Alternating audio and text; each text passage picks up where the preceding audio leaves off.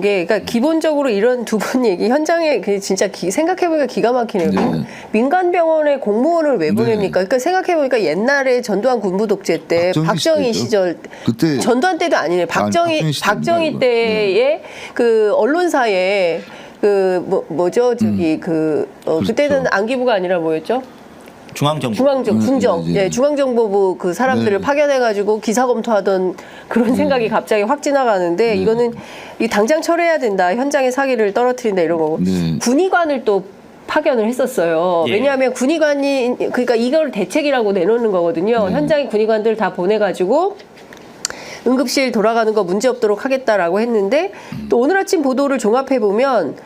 이게 우리는 응급실 근무고지를 받은 적도 없고 그리고 또 와 보니 군의관들이 또 일도 못 하는 거예요. 그러니까 뭐 차트를 쓰거나 또 의료 업무를 할 수 있는 상황이 아니어서 그냥 다시 부대 복귀를 했다. 네. 이런 보도가 또 나왔습니다. 그러니까 이것도 일종의 미봉책인데 군의관 중에도 이제 응급의학과 전문의도 몇 분 계시겠고 네. 뭐 그 해당 전문의가 있을 수 있죠. 근데 이런 분들을 지금 이 병원에 파견시키는 그 근거 그게 재난 상황이라는 게 명백히 어떤 그 법적인 매뉴얼에 따라서 이루어져야 되는데 네. 그냥 배치 발령을 하는 거잖아요. 그렇게 갔을 때 군대에서 근무하는 수준 군안에 복무하는 군인 수준의 복무 있지 않습니까? 네. 그것과 병원에서 근무하는 복무 시간이나 네. 여러 가지 해야 되는 일의 책임, 네. 법적 책임 문제에 있어서 네. 업무 조정이 서로 안 되는 것이죠. 그러니까 일을 병원 입장에서는 8시간 이상 일을 시키고 싶고 네. 중요한 일을 해서 책임질 수 있는 예. 시술도 시키고 싶은데 예. 군의관 입장에서는 내가 부대도 아니고 예. 파견 나와서 왜 그 일을 해야 되냐고 생각할 수 있어요. 그렇죠. 그건 뭐 누구나 마찬가지 아닙니까? 여기서 만약에 잘못된 의료 사고가 생기면 그 법적 책임도 자기 소재가 있기 때문에 그런 문제에 대해서 충돌이 있을 수 있고요. 그다음 병원에서도 그 사람이 검증이 되지 않았기 때문에 어디까지 일을 맡기겠습니까? 그렇죠. 자기가 트레이닝 시켰거나 자기랑 계속 일하던 동료 같으면 서로의 업무 분담이 돼 있을 거 아니에요. 그렇죠. 그러니까 이게 불가능한 거를 자꾸 임시 미봉책을 쓰는 게 예. 문제고요. 오히려 이 군의관과 공보위를 현장에 지금 의료 현장에 보낸다는 거는 코로나 사태 이후에 또 심각한 의료 재난 상황을 정부가 자초했다. 그렇게 정리하고 싶습니다. 정영준 선생님 말씀 주시죠. 예, 뭐 저도 다 동의하고요. 네. 근데 이제 여기서 더 네. 재밌는 점은 예. 재밌다고 하긴 너무 슬픈데 예. 공중보건이랑 지금 군의관을 상당수를 지금 상급종합병원에 지금 파견해서 병동관리의사 등을 지원하고 있거든요. 예. 그래서 지금 추가 차출을 한 셈인데 이렇게 보낸 사람들이 당연히 응급실이나 아니면 뭐 중환자실이나 아니면 중환자 수술에 들어가지 못하는 이유는 강청희 선생님이 흉부외과 전문이라서 제일 잘 아시겠지만 이게 팀워크로 원래 이런 중환자 진료라든가 응급 진료는 운영이 되거든요. 예. 개인이 혼자 할 수 있는 거는 주로 이렇게 경증이라고 소위 이야기하는 외래 진료나 아니면은 이미 다 진단이 되고 수술이 끝난 병동 관리 같은 것들을 할 수 있지 않습니까? 네네네. 그러니까 이 응급실을 애초에 이렇게 그 군의관이나 공중보건의를 동원하지 않았던 이유가 병원마다 있었는데 예. 이게 너무 상황이 안 좋으니까 정부가 사실은 임기응변으로 예. 선전용으로 지금 이건 했다고 보고 선전용이다. 예, 가능하지 않은 이야기입니다. 이게 하나만한 이야기고 이게 예. 마치 아픈 사람 있으면 전세기 태워서 그 해외에 보내시겠다고 하는 우리 차관님 말씀이랑 똑같은 네. 이런 전형적인 그냥 면피용문입니다. 근데 진짜 실제로 네. 그 수술방에서 어떤 일들이 만약에 수술방에서 이제 팀워크를 갖춰서 일을 하는데 갑자기 군의관이 들어왔어요. 네. 그러면은 그 사람이 뭘 할 수 있어요? 일단 처음에는 견학을 시키겠죠. 견학? 여기서 어떤 일이 벌어지고 있는지 예, 어떤 시스템으로 돌아가는지 며칠 동안 견학을 시킬 거고 예. 그다음 당신이 같이 일하고 싶은 마음이 있으면 예. 스크럽을 들어와라 예, 예. 조수로 들어오라는 예, 예. 거 아닙니까? 예. 손이 맞겠습니까 서로? 그러니까. 이 사람도 전문의 이 사람도 전문이고 자기 수술 방식이 또 있고. 그러면 A라는 만약에 교수 밑에서 예. 이분도 이미 전문의를 확보하고 예. 군의관으로 갔는데 네. 그분의 오더를 따를 이유도 없고 그러네요. 서로 충돌이 생기죠. 예. 예를 들어서 취직을 만약에 했다 그러면 네네. 그래도 A, B의 어떤 관계가 설정이 되고 예, 같이 예. 협업해서 일할 수 있지만 예. 그런 상황이 아닌 단계에서는 상당히 불가능한 걸 지금 하라고 얘기하는 겁니다. 그러니까 지금 이게 진짜 오늘 두 분 선생님 안 모셨으면 어떡할 뻔했나라는 생각이 들 정도로 시청자 여러분들 지금 막 12,000분이 넘는 분들이 함께하고 계시는데요. 지금 상황이 이런 겁니다. 이런데 정부가 내놓는 대책이라는 것이 기가 막힌 거네요. 그래서 지금 선전할 때입니까? 네. 의사들 태업 하나 안 하나 감시할 때입니까? 지금 사람들이 죽어나가고 있는 상황인데 여기에서 정부가 내놓는 근데 제가 궁금한 게 있습니다. 네. 복지부 관료들은 알 거 아닙니까? 네. 조규홍 보건복지부 장관, 박민수 차관 정도 되면 네. 의료 현장이 어떻다. 이분들은 전문성이 있는 분들이라고 봐야 되니까. 저는 그 말씀 좀 드리고 싶어요. 예. 조기용 장관 복지부 관료 출신 아닙니다. 예. 박민수 차관도 역시 기재부 쪽에서 재무 쪽에서 온 분입니다. 아, 둘 다 처음 시작은 복지부 관료 아니었어요? 에? 박민수 차관은 오래됐는데 예. 처음 시작은 재경고시 출신이고요. 그렇기 때문에 이 경제 쪽에 중심을 둔 사람들이지 의료 쪽에 중심을 둔 분들이 아니에요. 방점이 없어요. 그러다 복지부 보니까 전문가들이 아니. 생명의 존귀함을 모르는 사람들이에요. 조경 장관은 기재부 차관, 2차관 하다가 오신 분 아닙니까? 그렇기 때문에 이 사태의 모든 발단은 의료에 문외한인 사람들이 관료의 윗자리를 차지하고 잘못된 판단을 하고 잘못된 보고를 하고 그 문제 때문에 결국 이렇게까지 심각해졌다고 좀 봐요. 이에 당사자와 협의하지 않겠다는 정부, 그게 정부입니까? 이해장사를 버리고 어떻게 독재를 하겠다는 겁니까? 저는 처음에 그 2,000명 뉴스 나오고 나서 더 이상 논의할 대상이 아니라고 이야기했을 때 이미 이 사태는 예견된 것이고요. 그 예견된 사태에 대해서 그 7개월 동안 대비책을 세웠느냐? 아무것도 안 했어요. 그렇기 때문에 이 사람들은 무식을 넘어서 이제는 직무유기를 했다. 반드시 법적 책임을 져야 된다고 저는 생각합니다. 네, 정영 선생님 어떻게 보세요? 저도 뭐 비슷한 견해고요. 예. 저는 이제 뭐 중요한 게 지금 되돌아보면 당시에도 그런 이야기를 했지만 이제 사실 저는 대통령실 이야기를 먼저 하겠는데 대통령실에서 2,000명 증언을 네네. 타협적으로 제시하면서 이 논의 대상이 아니라고 이야기했을 때는 맞습니다. 사실은 진료 거부 선동을 하는 셈이거든요. 왜냐하면 저희가 이제 경험을 했지 않습니까? 2020년에 문재인 정부 때 400명 증언할 때도 맞습니다. 전공의랑 의사협회에서 예. 반대하면서 싸웠는데 어떤 나라에서 그 진짜 지금 전체 정원 3,000명인 나라에서 2,000명을 증언한다는데 반발을 안 하겠습니까? 근데 저는 이제 이렇게 문제가 발생했을 때 국민의 생명이나 안전을 고려했으면은 당연히 어떤 협상을 했을 것이고 이후에도 지금 타협을 했을 텐데 정부는 일관되게 이거를 진압하는 모습을 보임으로써 얻을 수 있는 정치적 이익만 생각을 했습니다. 총선 때도 의사들과 타협하지 않고 우리는 의사들을 응징하겠어. 의사들 진압할 수 있어. 우리는 이길 수 있어. 우린 이기는 정부야. 역사의 이름을 남길 거야. 이거 지금 하나로 지금까지 이렇게 아집으로 오고 있는 겁니다. 그리고 추가로 하나 더 말씀드리면 그동안 아무 대책을 세우지 않았다는 게 지금 대형 병원에 전공의가 나가면 실제로 전공의가 전체 노동 시간이 거의 80시간이기 때문에 반 정도를 사실 의사 노동을 차지했던 거거든요. 최소. 그러면 이 반을 진짜 지금 복지부 차관 나와서 걸핏하면 요즘에 하신 이야기가 응급실에 경증 환자 가지 말라는 거 아닙니까? 그쵸. 그럼 대형 병원의 경증 환자 진료 역량을 줄이고 당직 쪽으로 중환자나 이쪽으로 이 자원을 배분을 해야 될 거 아닙니까? 네. 근데 지금 제가 확인해 본 바로 대부분의 대형 병원은 외래가 수익률이 높기 때문에 외래를 아직까지도 초진 환자는 지금 많이 못 보고 있지만 재진 환자나 이런 쪽을 정리를 안 하고 있습니다. 지금까지. 그리고 검사도 지금 계속 돌리고 있습니다. 경증 환자도. 네.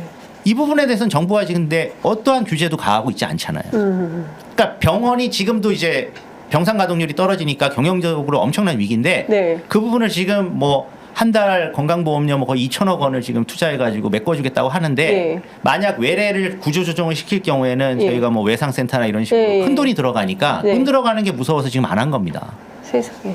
그래서 완전 전 책임 방기라고 생각하고요. 조규영 장관이나 이 기재부 출신이시기 때문에 이거 잘할 겁니다. 돈을 어느 쪽에다 쓰면 어떻게 움직이는지. 근데 그것조차 안 하면서 무조건 모든 탓을 다 지금 의사 탓만 하고 지금 그걸로 정치적으로 선동만 하고 끝나는 것이죠. 예. 야, 이게 지금 지금 막 진짜 입이 딱딱 벌어지는 말씀들을 해주시니까 세상에 이런 정도라면 이게 정말 어디서부터 어떻게 손을 대야 되나라는 생각이 좀 드는 건데요. 지금 이렇게 모든 것들이 좀 이렇게 연동이 돼 있잖아요. 그러니까 네. 응급실만 잘 된다고 해서 되는 게 아니라 이제 홍보외과 전문의 선생님 나와 계시니까 이게 뭐 이렇게 연계가 배후 배후 뭐라고 해야 됩니까? 배우 진료. 배우 진료 뭐 이런 게 이제 연계가 돼야 되는데 지금 그런 상황이 전혀 없는 상황이기 때문에 오히려 그게 더 큰 문제다. 지금 중요한 거는 죽어나가는 사람들이 생기기 시작했다는 거거든요. 그 일산의 2살 박이 아기가 지금 의식불명 상태고 또 오늘 나온 것은 조선대 여대생이 또 예, 병원 못 가서 의식불명이고 노동자 2분이 벌써 수술 못 받아서 사망한 이런 사태가 벌어지고 있고 지금 이거를 어떻게 해야 됩니까 지금? 지금 그 2살 여아인 경우는 진단명이 나와 있더라고요. 열성 경련이라고. 예. 열성 경련이라는 이제 질환이 사실 초기에 열만 떨궈줘도 그런 의식불명에 빠지지 않습니다. 왜냐하면은 열이 고열인 상태에서 소아들은 신경계가 취약하기 때문에 네. 녹아버리는 거거든요. 신경계를 싸고 있는 막이 녹으면서 예. 이게 다시 돌아오지 않는 뇌 손상을 일으킬 수 있기 때문에 이거를 정말 살릴 수 있고 고칠 수 있는 질환을 가진 우리 국민들을 왜 이렇게 만들어야 되는지 모르겠고요. 굉장히 가슴이 아프고 이 문제에 대해서는 모두가 다 책임이 있다고 저는 생각을 해요. 근데 이런 일을 더 없애려면 앞으로 어떻게 해야 될 것인가 상당히 고민스럽죠. 그러니까 의료 대란을 일으킨 원인이 누군가를 찾아서 먼저 문책하고 사과하고 하는 작업이 먼저 선행이 돼야 되고요. 그래야 국민들이 마음을 풀 거 아닙니까? 일단 마음이 풀려야 대화가 되겠죠. 의사들도 마찬가지입니다. 돌아와서 대화를 하려면 전면 재검토라고 우리 당대표님 말씀하셨듯이 모든 가능성을 열고 25년, 26년 얘기할 게 아니라 지금 상태에서 입시가 중요한지 사람 생명이 중요한지도 한번 더듬어 봐야 되고요. 대신에 의사를 숫자를 늘려야 된다는 거는 누구나 동의하지 않습니까? 맞습니다. 어떻게 늘리고 왜 늘리고 어떻게 그 늘린 인력이 일할 건지를 정책 설계를 해놓고 그리고 증언을 했어야 되는데 저는 그 대통령께서 의정부 성모병원 가서 앞으로 고생하는 과가 더 수가를 많이 받을 수 있게 보상하겠다, 공정 보상하겠다. 그 체계를 만들어 놓고 늘려야죠. 그러니까요. 그다음에 추계위원회 만들어 놓고 늘렸어야죠. 그거 모든 게 선호가 바뀌고 단지 생색내기식으로 정책을 추진했기 때문에 결국은 이런 불행한 결과가 초래가 됐고요. 빨리 지금이라도 인정하고 문재인 정권에서 코로나 시대에 증원 정책을 추진하다가 멈춘 것처럼 이번에도 정부가 결단을 내려서 일단 큰 사고를 막아야 된다고 저는 생각하고요. 네. 그게 불가능하다면 이제 우리는 뭐 할 일이 무엇인가 각자 도생의 시대에서 가정학과 책 집집마다 한 권씩 사야죠. 그래서 가정에서 할 수 있는 응급처치법 익혀야 되고요. 그다음에 가정에서 할 수 있는 미국처럼 미국은 병원비가 비싸니까 병원 못 가니까 그런 책들이 많이 나와 있어요. 우리 네. 서점에도 있습니다. 그리고 국민들이 알아서 공부할 시점이 왔고요. 아이고야. 그다음에 또 한 가지는 이제 인력 문제 이런 프레임에서 벗어나서 의료 붕괴 시점, 응급의료가 망가진 상태에서 앞으로 어떤 정책을 필 것인가에 대안을 마련해야 될 시간으로 넘어가고 있어요. 내년 너무 심각하다. 제가 볼 때 내년 3월까지 이거 해결이 안 된다 그러면 이제 의대 교육 문제가 생기죠. 예. 그다음에 의대 수련의 문제가 또 생기죠. 예. 그다음에 의사 인력에 대해서 뽑아는 놨는데 그 사람들 일할 장소가 없잖아요. 예. 그다음 공공의료를 처음에 시킨다 그래놓고 공공의료에 가게 유도할 기전이 만들어져 있지 않잖아요. 그렇죠. 시스템이 근데 없죠. 필수의료 살린다 그래놓고 필수의료 죽였잖아요. 오히려 다 떠나게 네. 했습니다. 네. 모멸감을 줘서 떠나게 한 거예요. 낙수 효과란 잉여 인간이라는 어떤 프레임을 만들어 버린 거거든요. 그러니까 자부심과 사명감으로 일하는 흉부외과 의사들 12명밖에 남지 않았습니다. 전국에. 요번에 배출되면 6명 이하로 떨어진다 그래요. 그렇기 때문에 이런 의료 공백이 4, 5년의 의료 공백을 대비한 정책들을 이제 보건의료 파트에서 만들어야 되는데 결국은 OECD 7.8명이라는 의사 기준 따라가다가 OECD 기준의 진료 대기 시간, 그다음에 의료 접근성이 더 낮아지는 그런 불행한 사태를 맞게 됐고 오히려 추구했던 공공의료나 필수의료는 기대할 수 없다. 당분간은.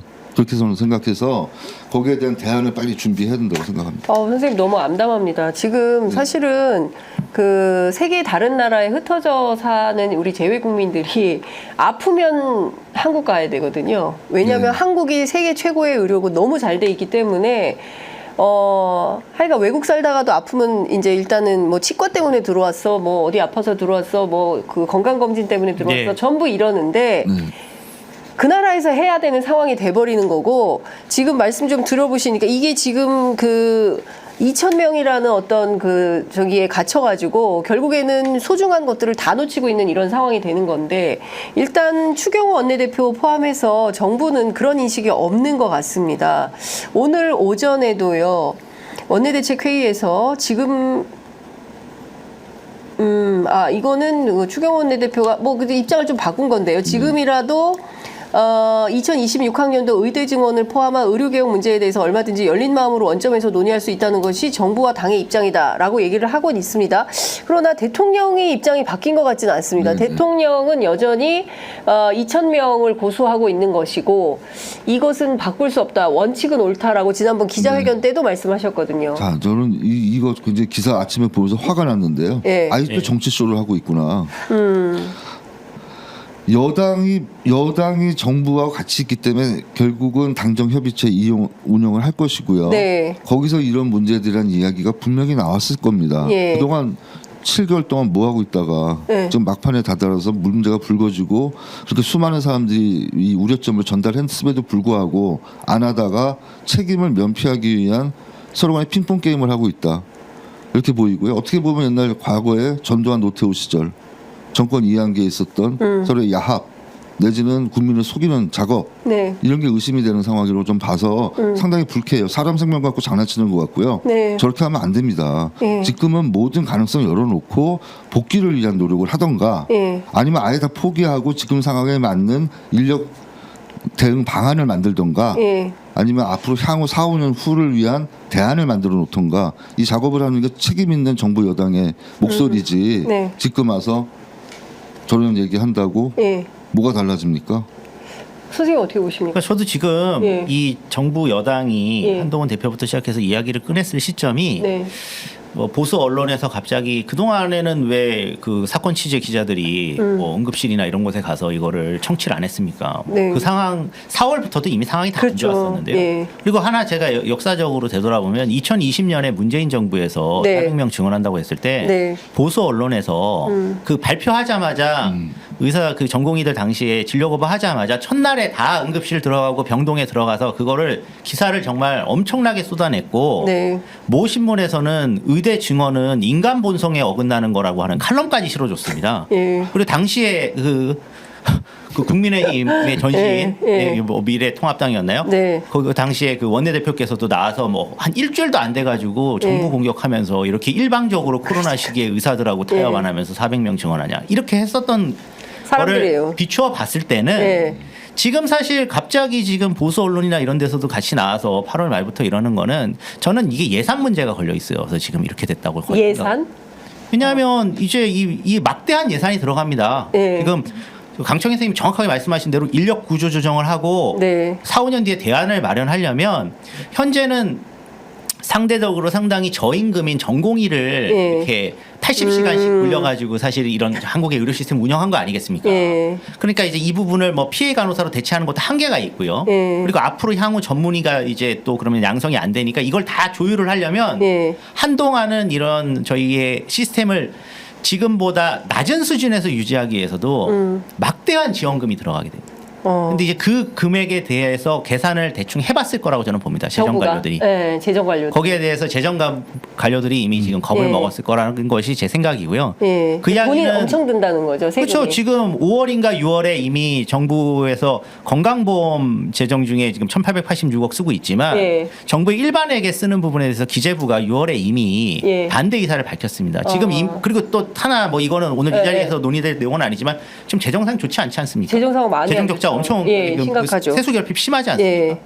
그러니까 이거를 견딜 수가 없다는 거죠. 그러면서 내부적으로 아마 명분을 쌓기 위해서 지금 이런 식으로 응급실의 어떤 문제들이나 이런 거를 훨씬 더 많이 보도하는 것 같은데 네. 이게 아까 말씀하신 강청희 선생님 말씀하셨듯이 서로 책임 전가하면서 핑퐁 게임 하고 있는 겁니다. 마치 이제 이걸 지금 국민의 생명과 안전 문제인데 그리고 이 정부의 제일 문제는 국민의 생명이 안중에 없고 이거를 대통령실이나 다 숫자나 데이터로 생각을 한다는 거예요. 그러니까 몇 퍼센트에서 몇 퍼센트. 근데 사실 사람의 생명이라는 것은 저희 입장에서는 그렇습니다.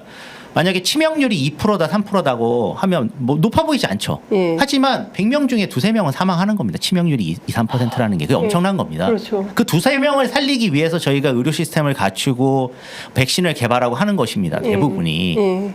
그러니까 지금 뭐 거의 과거에도 응급실 뺑뺑이는 있었는데 지금 조금 나빠진 거다? 이런 식의 안이한 태도는 진짜 어이가 없는 상황이고요. 문재인 정부가 끝으로 제가 뭐 문재인 정부를 지지하는 사람은 아니지만 당시에 2주 만에 그거를 타협할 수밖에 없었던 거는 국민의 생명과 안전이 위협받았기 때문에 당연히 정부가 무한 책임을 지고. 가지면서 이후에 논의해서 결정하자고 해서 유보하면서 사실은 복귀시킨 것이지 네. 의사들한테 진 게 아니었습니다. 근데 네. 그거를 의사들한테 진 걸로 지금 표현을 하면서 7개월을 끌어오면서 이면에서도 지금 협상을 하나도 안 하고 있었다는 거죠. 그러면 지금 상황에서는 사실은 윤석열 대통령이 모든 걸 좀 원점에서 네. 2,000명 다 안 하겠다. 네. 그리고 전공의들 다 돌아와라. 네. 일단 국민의 생명부터 살려놓고 네. 그다음에 뭐 설계를 해보자. 그리고 원래 우리가 하려고 했었던 게 공공의료 확충이고 네. 지역의료 어려운 지역의료를 네. 좀 살리자는 거고 필수 의료를 확대하는 것이었기 때문에 네. 그 관점에서 의사들도 함께 논의하자. 이제 이런 차원으로 가야 되는데 대통령이 태도를 바꿀 다들 기대하지 않고 있더라고요. 근데